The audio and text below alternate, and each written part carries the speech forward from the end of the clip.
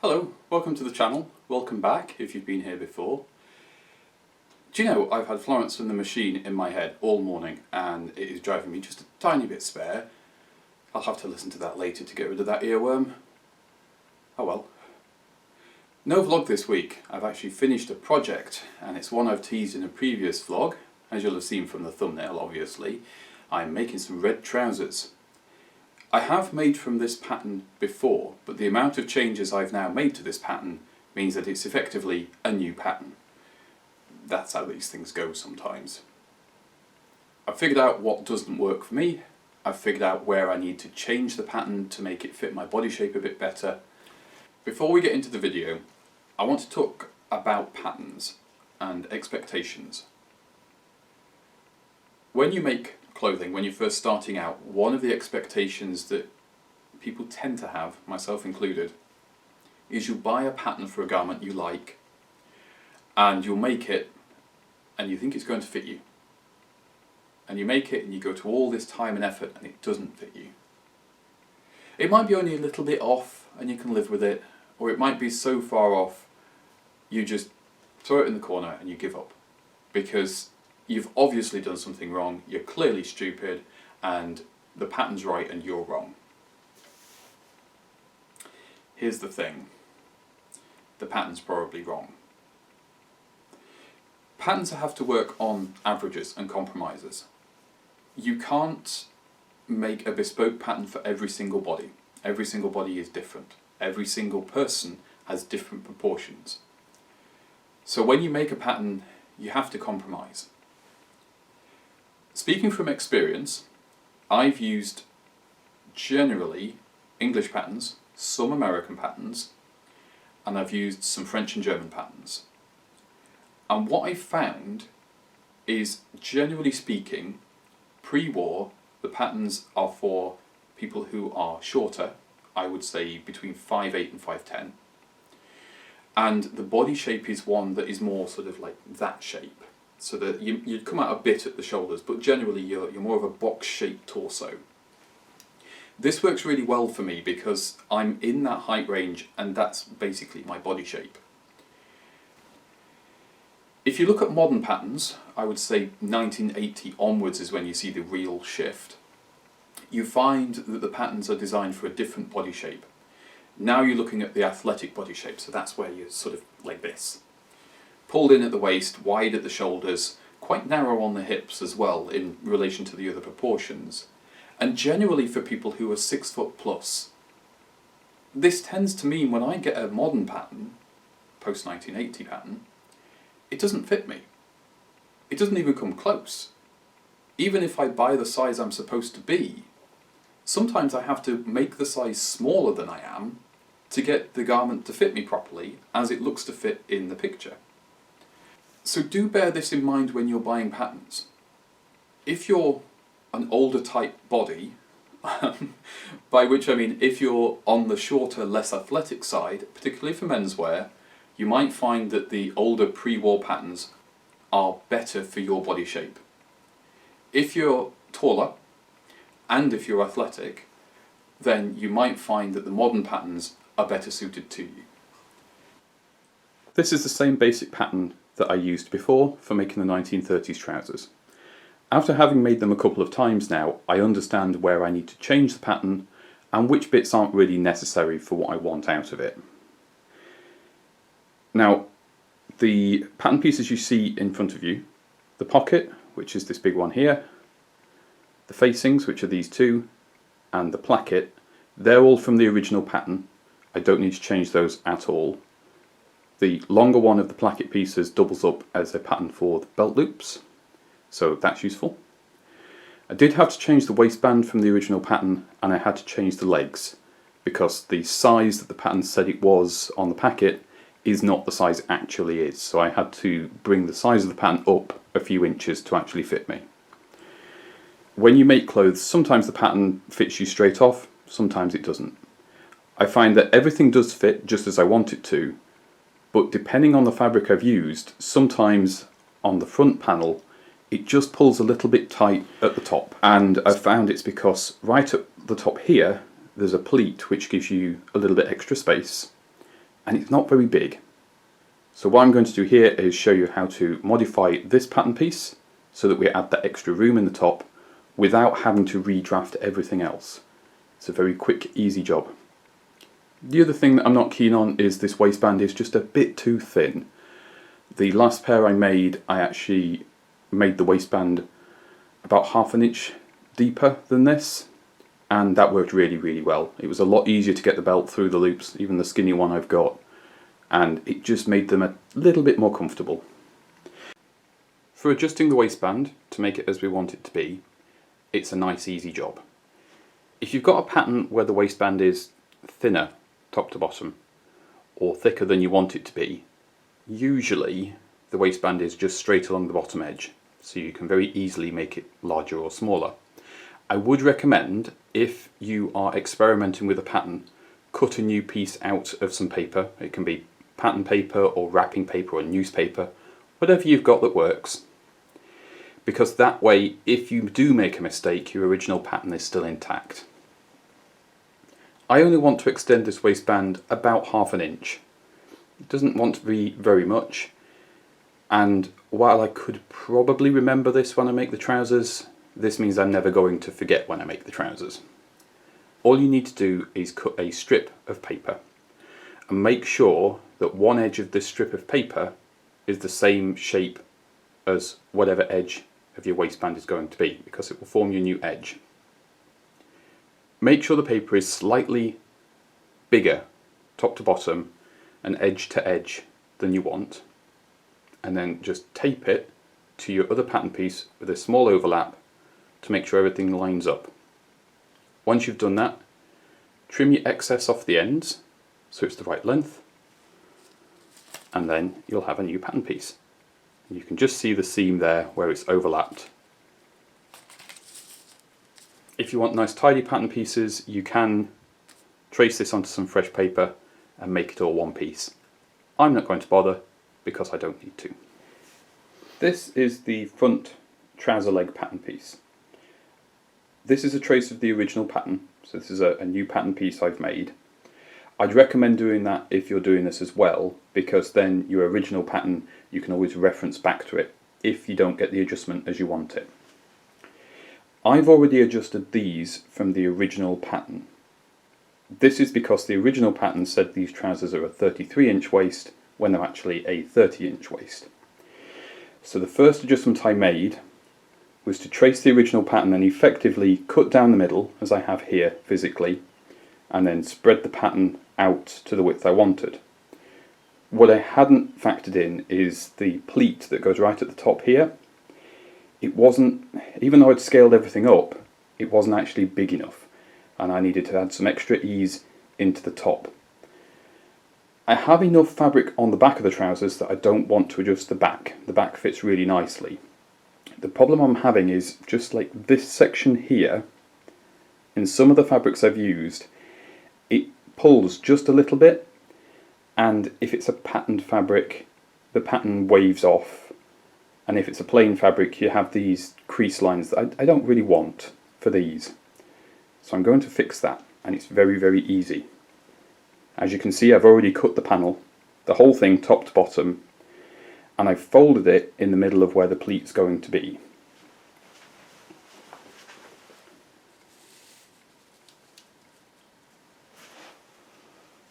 And that's how you fix it. You figure out how much extra fabric you want at the top, and you just slide it apart. Now make sure that the other end of the pattern, it's a bit too long to get in frame, still meets up. And then you put an infill of new pattern paper in. You just stick it to the back of your pattern with some tape. And then this pattern piece will sew up normally, and I don't need to worry about these edges lining up, or these edges lining up, or any of this for the waistband. Because where I want the fabric isn't actually on this seam, so this seam will fold down to fit in the waistband as it did before. I want it sort of in this area, sort of like the front of your hips. I don't know what that area is called, but sort of that area is where the problem is, and this will get rid of it. I've tidied up the paper so the excess is trimmed away, So there's just like a little rectangle behind there. As you come down the pattern, the gap between the two halves becomes very, very narrow, and it becomes too small to really put anything behind. So once you tape it, everything stays in place. When you do it this way, this seam here and this seam here stay the same shape and they stay the same size. So there's no worries about these lining up wrong. You can follow the pattern as you did originally, because all we've done is add a bit extra in the top. And because this pleats down to fit into the waistband anyway, there's no worry about fitment at the top there either. It just gives us a bit more room here where I've found that the fabric's just a little bit too tight.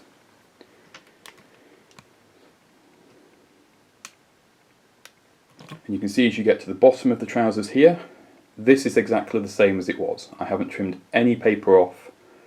As it's come down the pattern paper, which will be your material, everything just sort of joins up and the tape fills the very tiny gap because it tapers down to nearly nothing at this end. I've got most of the cutting out done, and I wasn't going to record it, but then I noticed this I was doing, which might be of interest. When you're doing things like waistbands, where you have a long straight line, if you can, make use of your selvage, because your selvage is usually about the same width as your seam allowance, and it gives you just a nice straight line. So as long as everything's lined up and pinned together, you can just use that. Saves you a bit of time, a bit of effort. Everything chopped out, ready to sew. We've got the two trouser legs, the pocket bags, which always look enormous at this stage, but you have to remember those get folded in half. The two halves of the waistband and the interfacing, the pocket flaps and their interfacing, the button fly, the belt loops, which I've cut as one long piece. I'm going to make one long tube and then chop it to the relevant sizes. I think that's going to be easier with this fabric. We shall see later. First items we're going to do are the pocket flaps and two parts of the button fly. And for pocket flaps, you've got your interfacing on one side and the fabric folded in half like that. And we're only sewing along this edge here. There's no need to sew on any of the rest of this. All the other edges will be caught when we actually build the pocket up.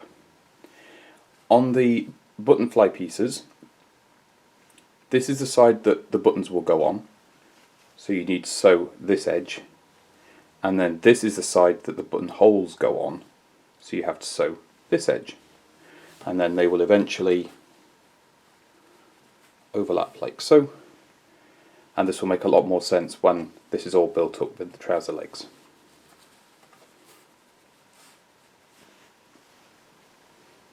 Machine is all threaded and ready to go, so let's get sewing.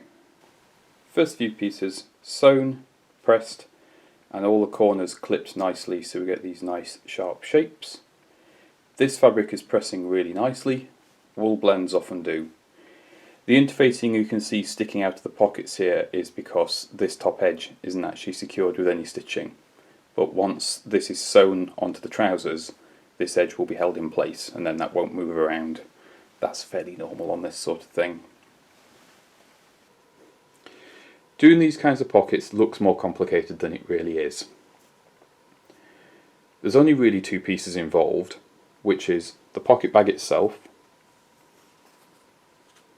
and then the flap or the welt, which you'll see from the outside. On the pattern, it does give me another piece of fabric that goes behind the pocket opening, which is the same as this fabric. I'm not using that because I don't actually mind this lining showing through. I think it's fun. Once you've lined up your welt on your fabric, mark or pin it in place, or both, and then lay the pocket bag on top. Now in this instance the pocket bag lines up with this side of the pattern. Don't sew this up yet, leave this open. Pin this down over the top of your welt that's underneath there. You can put your markings on this pocket bag fabric if you find that easier, and then you'll see that it's over here. Now when you sew this, the welt is about here, and you want to be sewing just inside the edges of the welt and over everything, and then you make sort of a little box, a really skinny box, and then we'll cut the corners out and a slot there, and then all of this turns to the other side, and then you sew the pocket bag up. They're a bit fiddly to do. The end result's really nice, and once you've done a few of them they do become a little bit easier. There's other ways to do pockets that are a lot easier than this, but this works really well. It's fairly robust for trousers as well, so I quite like how it works.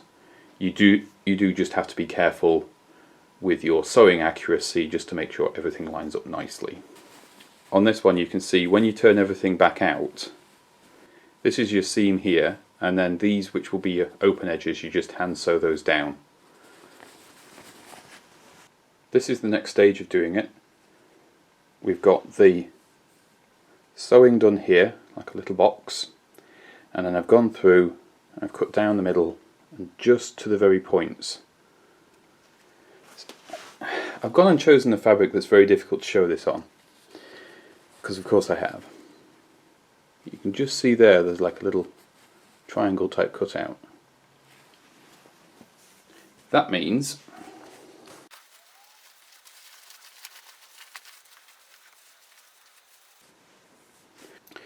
with the pocket turned to the inside, where it belongs, we'll then press these edges here, so this is nice and flat. That also stops it puckering at the top and the bottom there. You then fold the welt down. Make sure when you fold it as well that you don't pull this too far across. You want it to just lay naturally flat, and that will stop you getting, well, as you saw, that weirdness there. And then you can hand stitch this down, or you can do a machine top stitch, whichever you prefer. I do a hand stitch, I find it a little bit easier.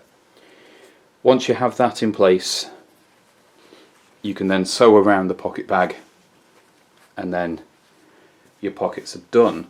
All of these raw edges get trapped between the outside of the trousers and the outside of the pocket bag, so they don't really, you don't need to do anything with them. They stay fairly stable. Pockets are now finished. There's nothing else to do on these. They're nice and stable. I've hand sewn the top and the bottom. Everything's just a little bit wrinkled because there's not a lot of fabric on this side, so until you get the front and the back of the legs sewn together, it does tend to want to pull this in a bit. That's also why I've pinned the pocket bag in place, just for layout here. When you do the pocket bag, you fold it in half, and you can overlock or serge this edge. That's quite a good way of finishing it. I tend to just use a very loose whip stitch by hand all the way around the edge. I've not had a problem with it yet on the trousers I've got. They've been through the wash several times and the pockets haven't fallen apart. The pockets themselves are a good size. I've got my antique foam, and that just disappears in there, it's down there. So you can get all kinds of things in these pockets, they're great.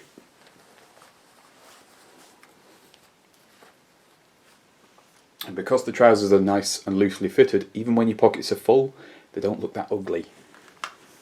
What you can see here is the two halves of the waistband and the two back panels for the trousers.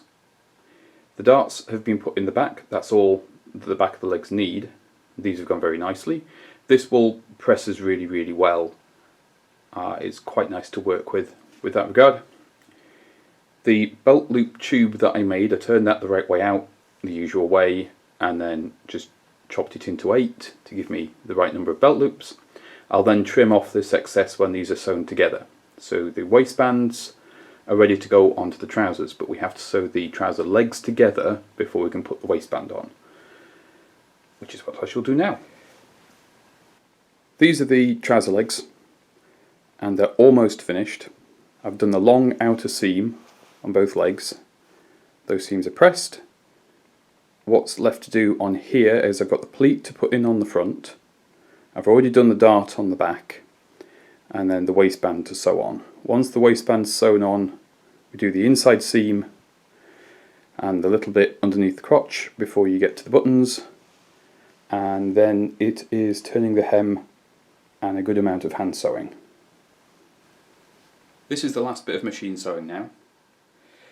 I've got the waistband attached and all pressed. I've done the front and back of each leg and they're all pressed. The legs and the waistband, obviously, they're two separate halves.